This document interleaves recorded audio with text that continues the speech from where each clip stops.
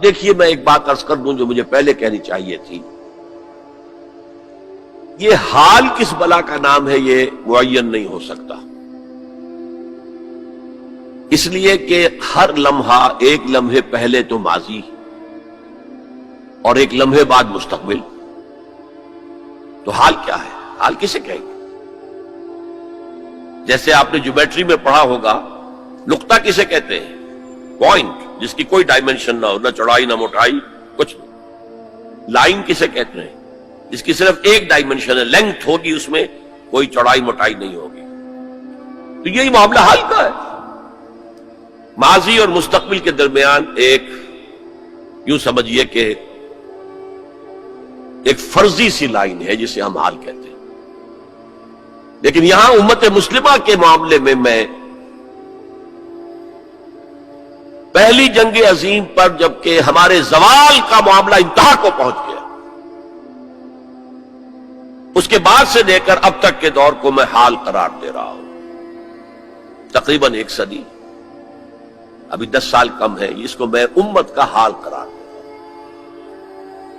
اس حال کے آغاز میں ہمارے حساس قومی شاعروں نے جو مرثیے کہے ہیں، ان میں سب سے نمایاں حالی تھا مولانا حالی، الطاف حسین حالی. ان کی مسدس پڑھیے،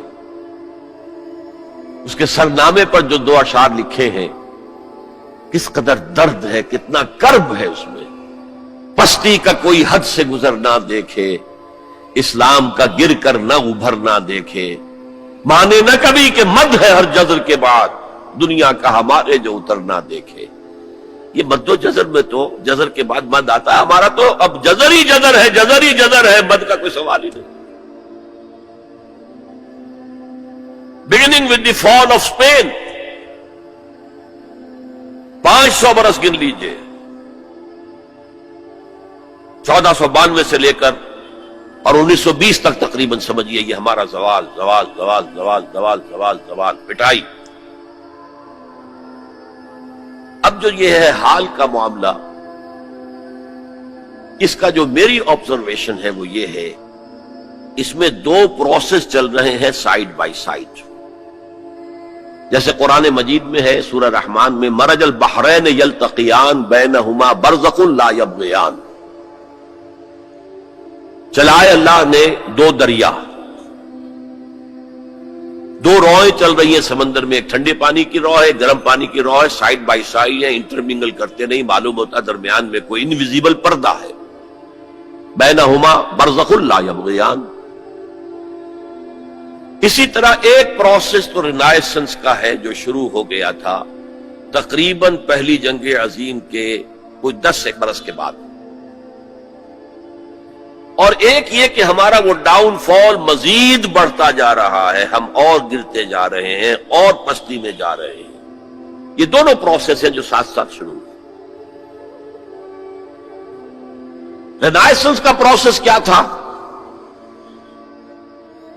جیسے جیسے یورپین امپیریلزم کا بستر طے ہونا شروع ہوا middle of the 20th century میں، ہندوستان آزاد ہو گیا، پاکستان بن گیا، انڈونیشیا آزاد ہو گیا، مصریوں نے بھی اٹھا کر برٹشرز کو میڈیٹرینین میں پھینک دیا، الجزائر نے آزادی حاصل کر لی، شام سے فرانسیسی چلے گئے، وغیرہ وغیرہ.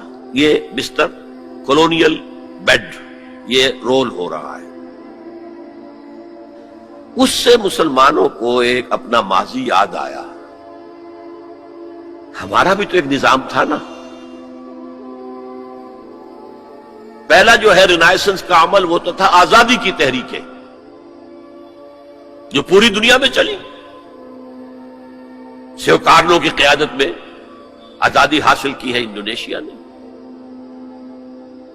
گاندھی اور کانگریس کی قیادت میں آزادی حاصل کی سب کانٹیننٹ نے، محمد علی جناح کی قیادت میں ہندوستان کا ایک حصہ انہوں نے اسلام کے نام پر علیحدہ کرا لیا.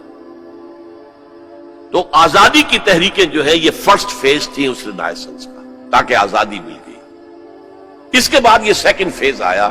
جب آزادی مل گئی تو ہمیں یاد آیا ہمارا بھی تو اپنا ایک نظام ہے نا، ہمارے بھی تو قوانین تھے، فوجداری قانون بھی ہمارا تھا، دیوانی قانون بھی ہمارا تھا، قانون وراثت بھی ہمارا تھا، قانون شہادت بھی ہمارا تھا، فیملی لاز بھی ہمارے تھے۔ تو ایک ارج پیدا ہوئی کہ اب جب کہ ہم آزاد ہو گئے ہیں، اب ہمیں اپنا نظام قائم کرنا چاہیے۔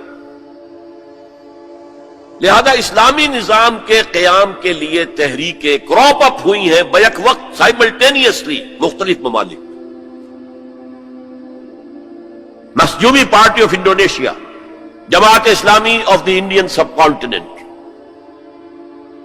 فدائین اسلام ان ایران، الاخوان المسلمون ان ایجپٹ، اور ایجپٹ سے شروع ہو کر پورے عرب دنیا کے اندر، عباد الرحمان لبنان میں، سعید نورسی ترکی میں، وغیرہ وغیرہ وغیرہ وغیرہ، یہ تحریکیں ابھری ہیں،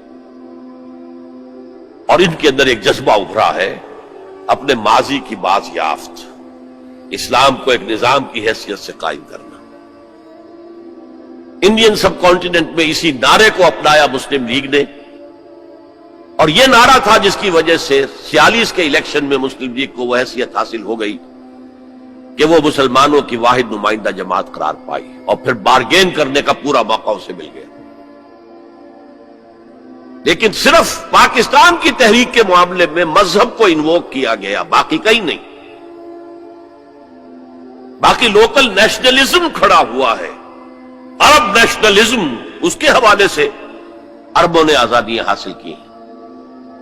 عرب نیشنلزم آف ناصر اینڈ حافظ الاسد وغیرہ وغیرہ، عرب نیشنلزم، ملے نیشنلزم فار ایسٹ کے اندر۔